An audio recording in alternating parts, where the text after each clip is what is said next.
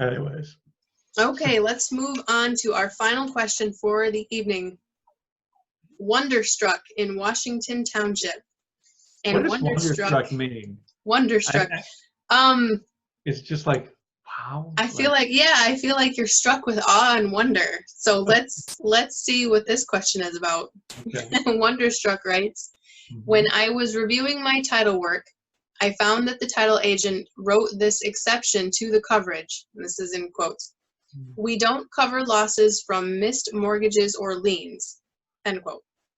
Is this acceptable and common language? Wonderstruck in Washington Township.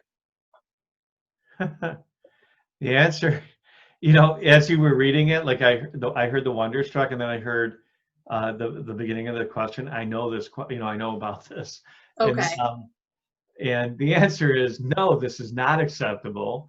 The whole idea of title insurance is to really reduce a property owner's exposure to title claims, okay? Claims against somebody's ownership interest in what we call fee simple interest in property.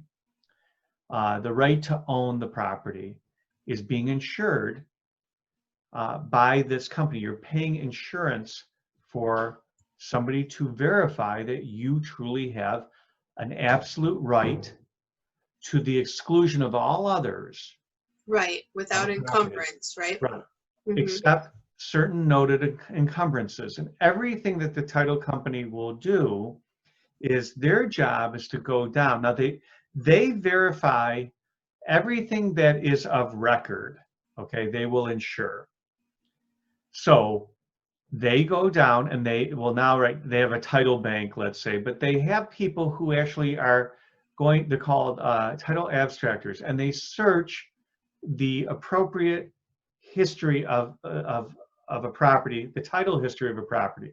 The title history of property is going to be mortgages, liens, easements, anything that affects or impairs a buyer or seller or owner's ability to do certain things with the property. If it's of record, meaning if that legal instrument's been recorded with the county, the title company will note that instrument and how it affects or impacts the owner's property rights, and those will be what we call the exceptions to the title, okay? That's what you've seen now doing your transactions. That's always on your Schedule B2, okay? Schedule A is going to be what the property is. This is on the title insurance. What the property is, who is currently in title, and then the legal description.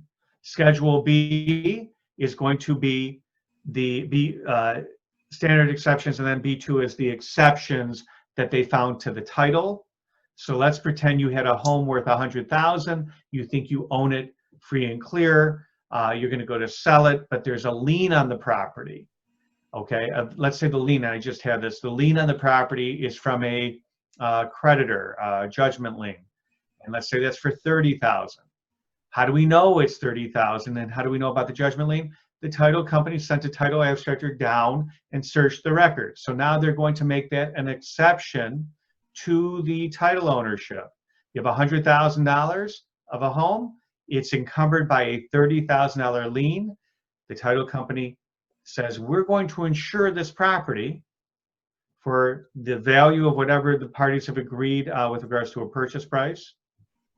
But we're going to make a $30,000 exception. We're saying that this judgment lien, if you don't take care of it before we convey the property, we're not going to insure you against any claims that come from or arise out of that judgment lien. They'll only insure those items that are of record. If it's not of record, that means it's not been recorded and nobody knows about it. It's wild out there. It's never been recorded. Guess what? They don't insure it. They're not going to do one thing for you. Okay? I'm not going to even comment on title insurance. It's extremely important for people to have title insurance. Don't ever close if any real estate transaction that has significant amount of money, and that's all relative, right? Any significant amount of money involved that's changing hands, if you want to make sure you're protected and want to know, hey, do I have complete rights to this property to the exclusion of all others? If you want title insurance, you better go get it. If you want that assurance, you better go get it. And if you want, you can still close. I've had people call me up and go, oh my God, there's a lien on the property. Oh, nobody says that you can't close. It's just that you're not going to have insurance for any claims that are coming through that one exception. Yeah. So the language, I just did this, like, synopsis for you. I hope you found it helpful for those people who are watching. Title insurance is extremely helpful, but what's not helpful is that language that you just have there.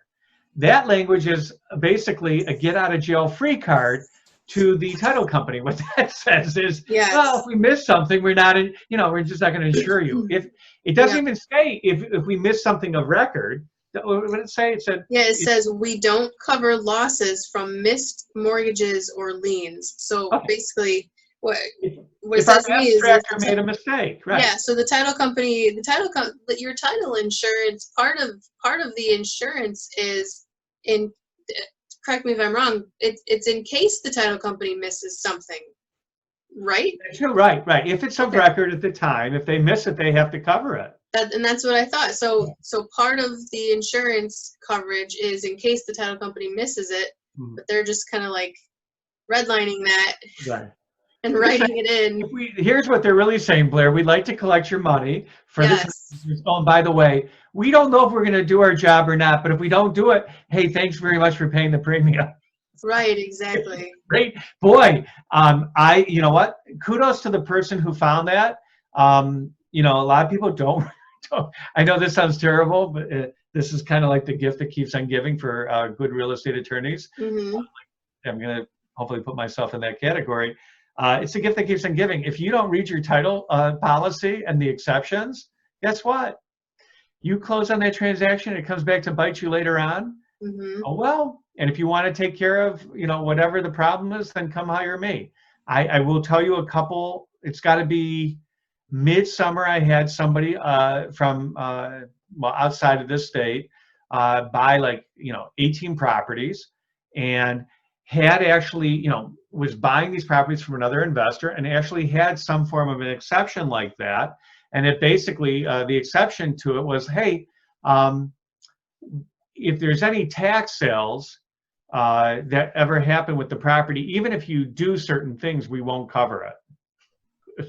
So, that's tax sales, property tax sales, it's a whole different animal, and usually you have to quiet the title if there's a tax sale. I guess we shouldn't go down this rabbit hole, but, this title company basically said almost something like that, but it was basically like, look, you know what? If there's anything on there that ever had anything to do with a property tax sale, ever had anything to do, what does that mean? Ever had anything to do? It's like if it's related. Sure.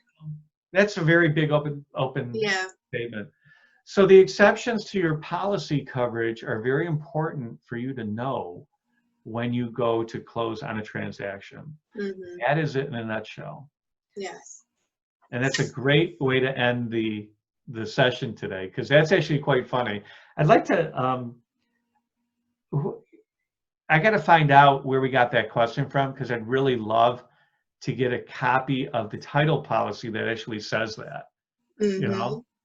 Hi, we're not going to do our job. That's like, you're a licensed teacher, and you go in every day, or you used to go in every day. Yep. Mm-hmm. Right? You just can basically say, yeah, I know I'm a teacher. I know you're paying me to teach your children. But if I don't feel like it, or if I teach them the wrong stuff, oh, well, it doesn't matter. Oh, exactly. I acknowledge the grade level expectations, but do not expect me to teach to the common standard. Right. Yeah, that's exactly what it is. Exactly. Very good. Very interesting. Very interesting. Oh, all right. Exhausting, actually. Yeah, it was. Well, I don't laugh like this at work, honestly. This is, this is kind of like cathartic. This is fun for me in the evening. It is. It's good. It's very enlightening for me as well. Every week I learn something new, and opens my eyes up to different things. And also, I also like the confirmation with some of the questions that I'm doing some of the right things, or I'm on like, I don't know. Maybe it just comes from being a part of doing these questions with you, learning, like Right. steer clear from this behavior, Right. don't go over here, like keeps me in my little lane. I've got bumpers. It's a very narrow lane then. If you only use the questions that we get, which I know you don't, you're Sure. quite right, I know. But if you had to only use, you would be, I think you'd be afraid, like, right, to do Right. anything. Because Mhm. I gotta tell you, these are the problems. Like when people call, and that's all I do is sort through professional problems Yep. every day. But yeah, I mean, if it does anything, it confirms that you truly are on the right track, or just tells you what not to do. Exactly. So, It's a good lesson of a non-example. Non-examples are very educational as well. yeah, yeah. All Spoken right. like a Well, true educator. right. Well, Right. thank you to everyone who stuck around, especially for that last question. It was very interesting. If any of our viewers, though, David, if they want to get a hold of you for any of your services and give us the rundown of everything that Sobel Law offers, Right. how can they reach out to you? And also, what should they reach out to you for? What type of services? Here, I'll do the three areas. Everything related to real estate except land use and zoning. Yep. Um, so if it touches real estate, if you have a real estate issue intertwined with, a probate matter, a divorce matter, a collection matter, we handle all of that. I love real estate. I love working with real estate, both commercial and residential, and vacant property and development. And then we deal with financial disputes. Financial disputes really is a very broad term that relates to commercial loans, residential loans or mortgages, Mm-hmm. any type of contract dispute that concerns money, which most do. If it's a contract, it's going to have some money in it, usually. Right. A few weeks ago, we had someone write into you about their car note. Right. Which doesn't have anything to do with real estate, but it falls into your Well, right. that It lane. really Yep. wasn't the car that was the issue, right? Right. It was a promissory note, and so so loans, and then contracts. So real estate, financial disputes, and contracts. You can reach me at 888-789-1715. I have a nice, very nice boutique law firm of good, aggressive attorneys that work with me on a regular basis, daily. And we have really great cases every day. I always like to say, and I'm very blessed, we're very, very busy, but we're always happy to help more good people. Yeah. And we find, there's nothing, you see it online all the time. I know, Blair, because we put it out there.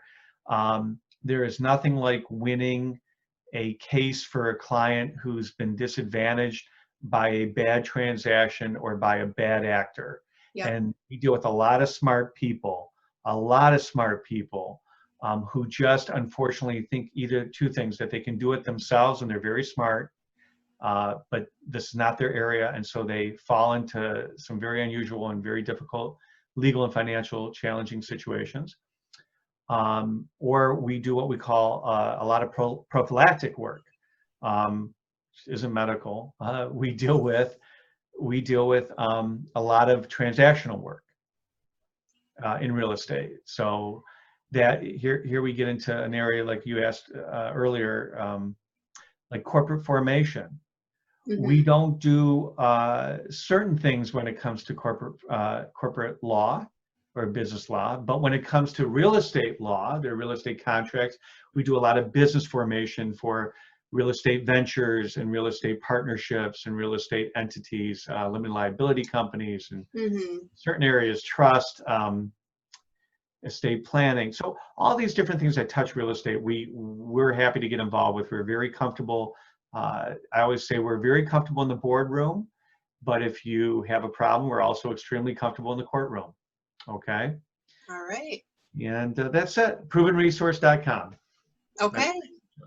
Okay. Google him, call him, look him up on YouTube. Text, you can do a text. Text him. Move in. Use his app. How do you text your app again?